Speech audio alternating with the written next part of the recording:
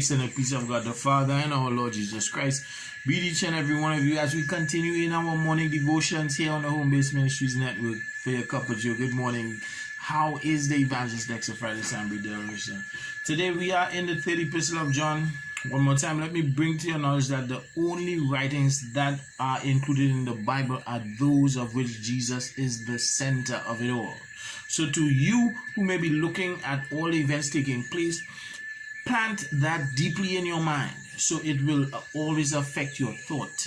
Touching now from verse 13, John says that he had many things to write, but implying clearly that there were other issues and correspondence to take place, maybe to other faithful saints like Gaius, and maybe to similar men like Diotrephes, maybe about commendable issues and maybe issues that may not be commendable at all.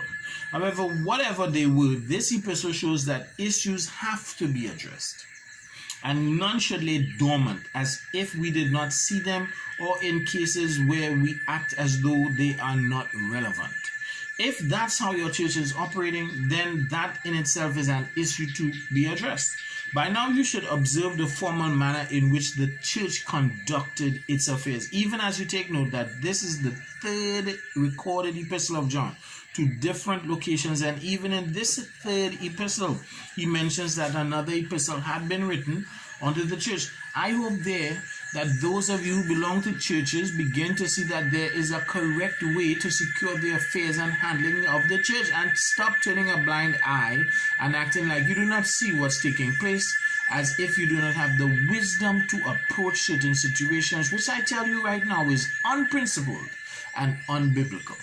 So John says, but I will not with ink and pen write unto thee, showing his termination of written correspondence of issues to which may need more urgent attention. So in verse 14 he says, but I trust I shall see thee shortly, and we shall speak face to face. Believers, there comes a time when we have to and must face the situations in life that seem to be unresponsive to all other methods. There will come a time in your life when you will have to face all situations that have not responded favorably by different treatments. You would have to face them head on.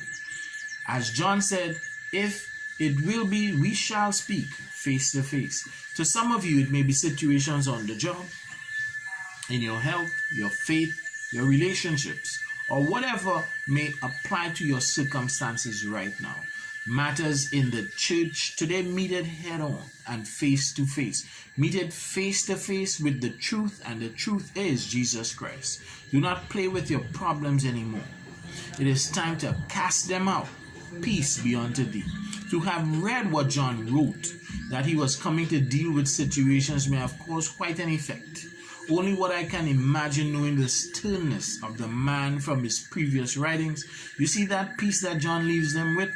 When he says peace be unto thee, the truth is you can only receive that peace of God if you are being true to God and are of him.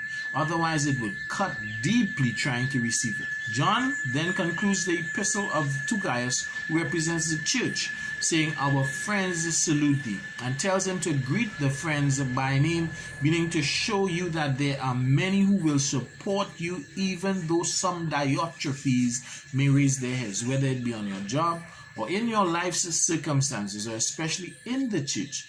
And these who uphold the correctness of truths and biblical principles, they are called your friends, and they are many in number today. Know who your friends are. Take a good look at the nature of some men around you and address some issues face to face. God is with you. Remember your word, apply it today, right, and conquer certain things and problems in your lives. This is Pastor Solomon De La Rosa in God's grace.